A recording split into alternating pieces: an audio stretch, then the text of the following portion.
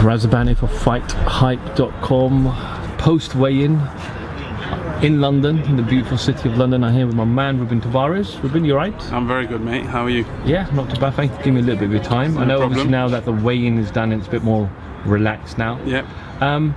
Before we kind of get into this fight, you wasn't in the corner in the first fight, but you've been visible in David's career prior to that, and many other fighters as well. Yeah. Before we go into all of that, into this fight tomorrow night, how did that relationship build with David in the first place? I started working with David back in 2009. I trained him for the Nikolai Bellew fight.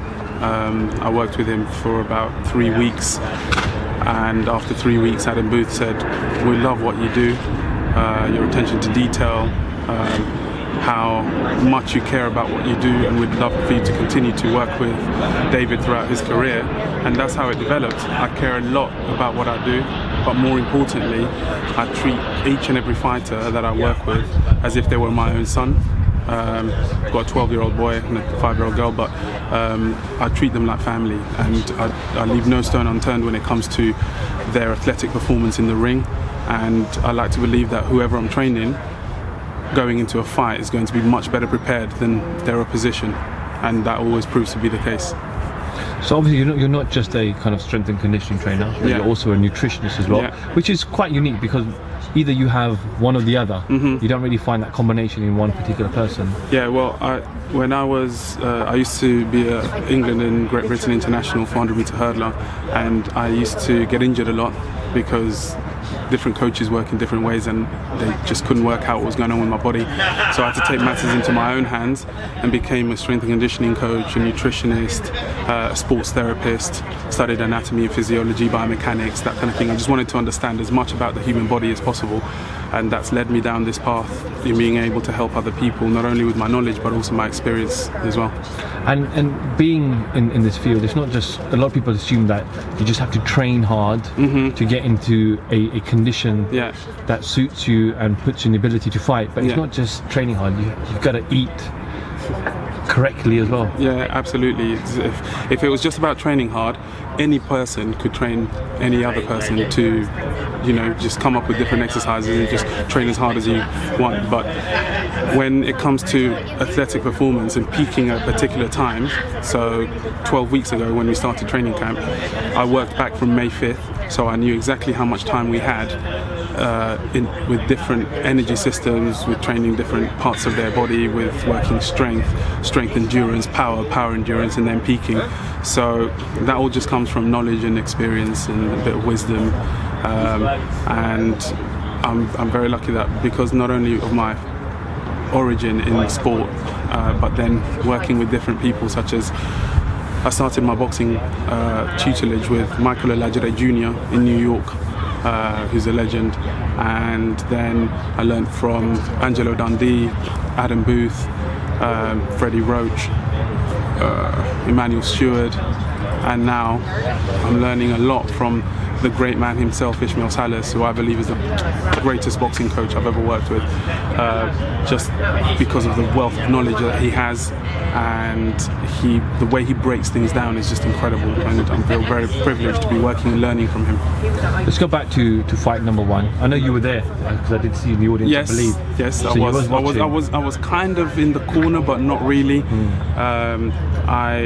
Like I said, I've always taken a keen interest.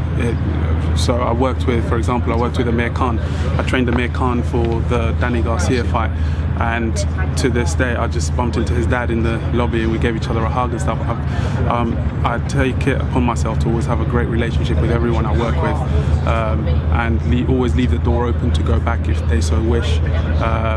And same with David. I found myself, we became good friends, not only in and out the gym, but I've always, even when we stopped working together because he retired, I went to train Amir Khan, then he said, I'm fighting Derek Chisora. I said, I can't come back, I've signed a contract with Amir, and so he had to find a different strength and conditioning coach. I always found myself coming back to support in any way that I could, not stepping on anyone's toes, of course, because I'm very respectful of other people's work.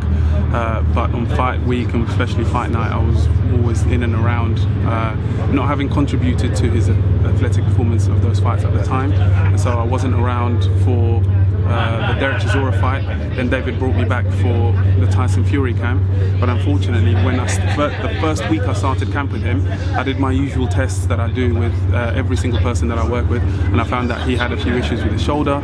I communicated this to Adam Booth, and we decided to go and get him tested in Germany, and they found a bit of a shoulder injury, which is now well documented. He ended up having shoulder surgery, so that camp disappeared. I helped him rehab from that, but then moving forward, I said, let me know when you're ready to start again, and when you redo the fight with Fury. Unfortunately, I became very busy, and David in Beverly Hills, I hear. Yeah, I was training all sorts of different Hollywood actors and actresses, and training P. Diddy and all those type of people. So David, being very respectful of what I was doing as well, decided to just leave me to it.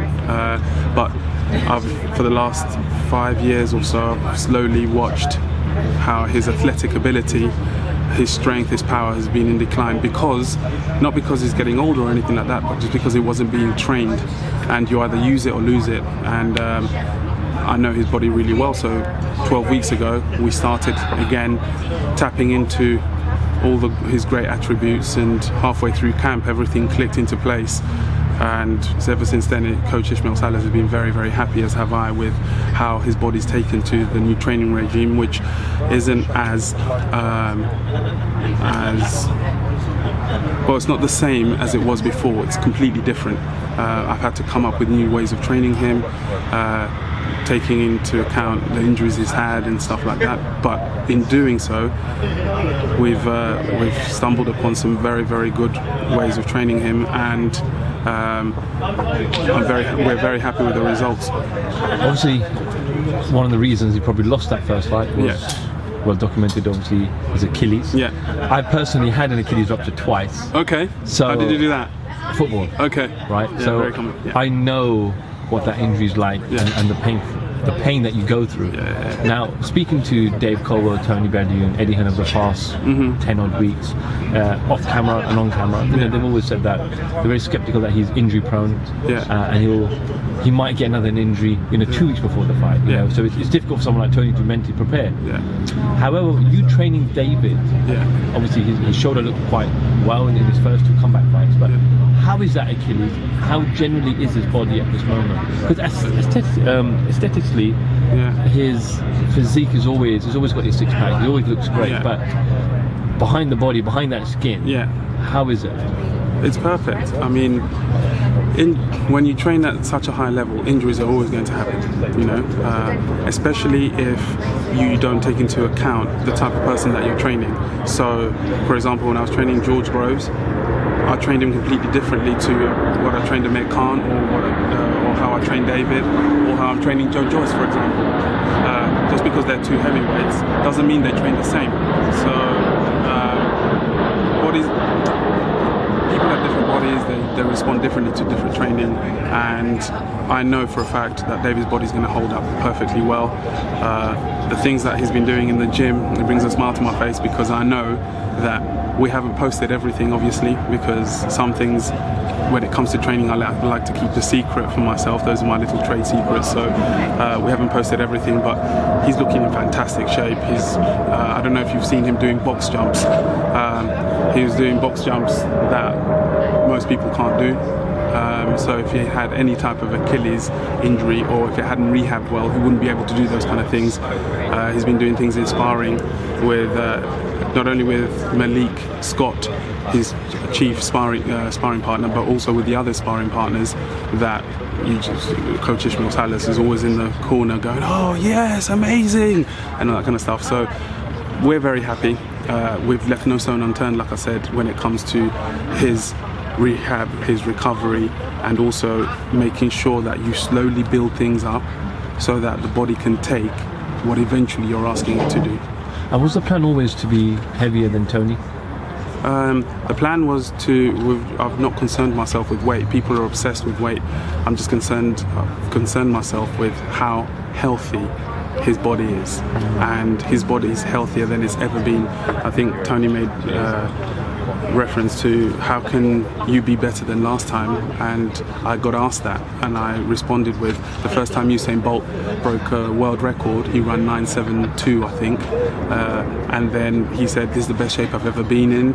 Then the following year he ran 9.56 or 9.58, whatever it was, and he said this is the best shape I've ever been in. So there's always room for improvement, there's always room for doing things better, there's always room for allowing the body to get stronger and stronger and more powerful and faster. There's always room.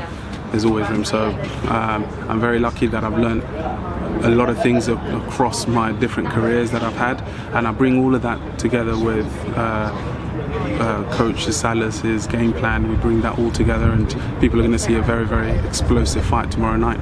You say explosive. David's normally very explosive in most of his fights. A lot of the fights end quite early. He's been very vocal, and he said that this fight's going to go on a little bit longer. And today, during the face-off, I was told, and obviously you were more closer to it, but I was told, David said to him, it's going to be slow and painful for Tony Bellew. Yeah, I mean... So why you say that he's going to be the best ever shape, he's going to be, ready for this fight, everything's gone well. Why are we not going to see that David Haye, that explosive one from get-go? Why is David saying this is going to go long? Because David wants to prove and something, and he wants to make a point. He wants to make a statement, and he's listened to every word that Coach Salas has said, and we've come up with a game plan that we know will work. And if there are several game plans according to how things are going, and David and Coach Salas feel that this is the best way to go about things, and to be surgeon-like on the night and sniper-like, and so this is what we're all very, very. This is why it makes boxing interesting.